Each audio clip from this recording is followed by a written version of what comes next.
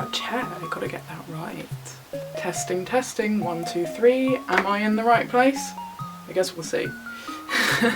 Hi, it's me again. I am back, and hopefully I'll be making content a bit more regularly now because I have a schedule that I made and it's on my nice corkboard. So, what I have for you today is a fairly simple watercolour painting video. And if you know me, if you've been following me for a while, one of my signature things is these tiny little paintings, so usually 1 inch, but this one today will be a 2 inch, just because it's slightly easier for people who don't have the teeny tiny brushes that I have to do. A lovely little Valentine's Day special for you. So yeah, on to the tutorial now. So to start off, I cut a 3 by 3 inch piece of paper. You may want to use a specific watercolour paper for this, because obviously there's going to be a bit of water involved with watercolours. So after I've cut out the little piece of paper that I want, I then use this little ruler. Disclaimer, you don't have to use a tiny ruler like mine, you can use a normal one as long as it's got inch measurements. Then mark out where the 2 inch zone is all the way around the paper and then draw a line. Now I made a mistake with this because I actually pressed a bit too hard with the pencil. Again, this is easier if you just press quite lightly, as long as you can see the measurement lines of where your painting zone is going to be, that's just fine. Now after that's all nicely marked up like that, if you want, you can then use some masking tape or painter's tape to secure the piece of paper to the table, and it just makes the painting look a lot neater, believe me.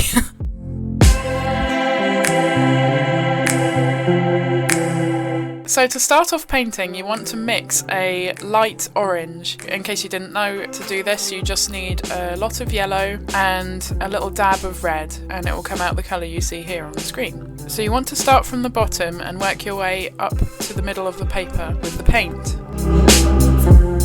Then you can either use the pre-made pink on your watercolour palette, or you can do what I did and use the pink but then add a little bit of white to it to make it a bit lighter. This bit is for the middle of the sky, so obviously you want to start this bit in the middle. Do the same thing that you did for the orange and work it up to the top of the paper, and then blend it in with the orange. Simples. Then use the dark blue on your palette and work down from the top. It's easiest to blend downwards as you go. As you can see, I do apply quite a few layers of blue, just because I do want it to be a lot darker at the top, since this is where the stars will be.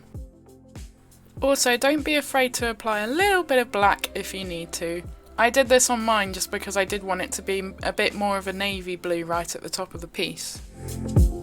Now I will say, when you're working on the background, you need the colours to be a bit more washed out. It's mostly so that blending the colours together is easier, but it also means that if you make a mistake, it's not too hard to go over it again. And I make those, believe me, I really do.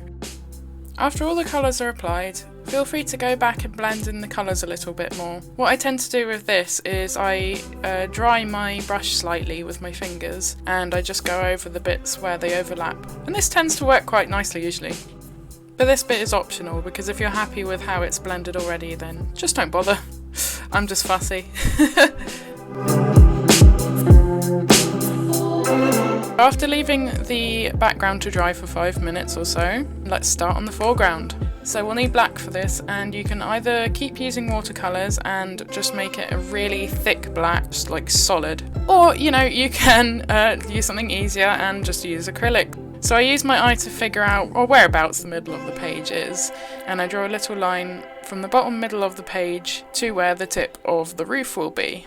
When that helpful little guide is applied, we can then begin painting in the rest of the roof. So I continue this outline process by simply using the tip of the line I drew before and guiding it down to the bottom corners, as you can see.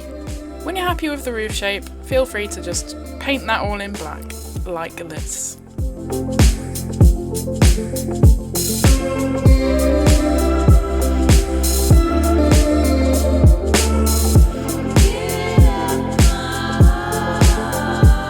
It's kitty time! Paint 2 little circles hovering slightly over the roof. Bear in mind this will be the cat's heads, so yes, leave enough room for the body as well, please. Then draw 2 larger circles just slightly overlapping the previous ones. These will be the shoulders of the cat. Then draw 2 little bean shapes coming out of those and connecting to the roof. These are the backs and the bums of the kitties. Did somebody say ears? Well, I just did. But anyway, it's time to paint the ears on. Now this bit's fairly simple, so basically all you want to do is paint 2 little triangles on top of each cat's head. You can make these whatever shape you want. You can add fluff to them if you want. I actually did that with the cat on the right. Of course you gotta have the tails on there. Again, you can kind of do what you want with the tails, like make them different shapes or whatever, but I wanted to do mine like this, and you can do the same if you want. So yeah, I just painted that on in a sort of S shape, and then the other one was a little bit more simple because I really wanted the other cat to be fluffy, just so that there was a bit of difference between the two. If you want to do what I did and have one of the cats be fluffy or something, have your brush slightly dried off so you can dry brush the fur on by dabbing little bits of paint on the bits that you want to be fluffy.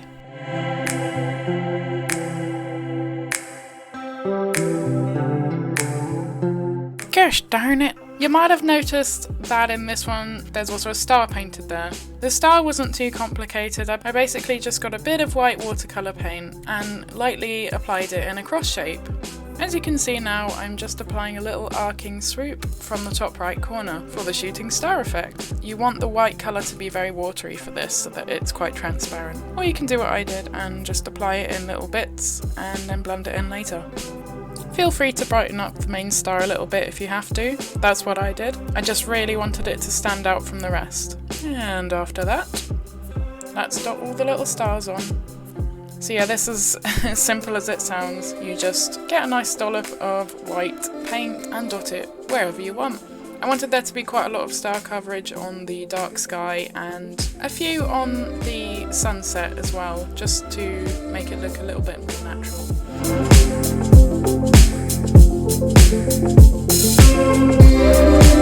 I decided to also add a little bit of white highlighting on the foreground. This is also completely optional. I just felt like doing it because I'm a little fancy pants. In fact, I actually applied too much white, so I ended up going back on it a little bit with black to blend it in a little bit better.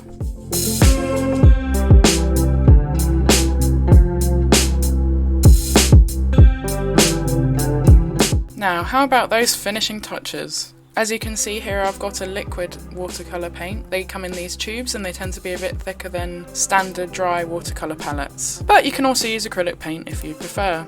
I go over the star again to make it even brighter.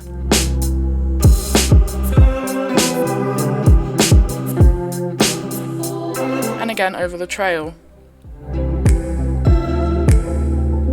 And add a little bit of a glow around the star. To do this, again, you want to sort of dry brush this on, as I feel it gives a better lighting effect than just, blobbing loads on at once.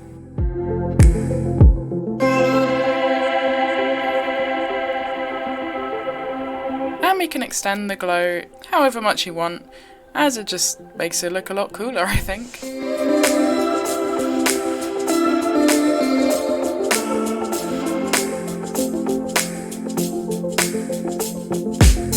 That all to dry for about half an hour just to be safe, unless it's really wet, in which case maybe leave it for an hour, and just start removing the tape.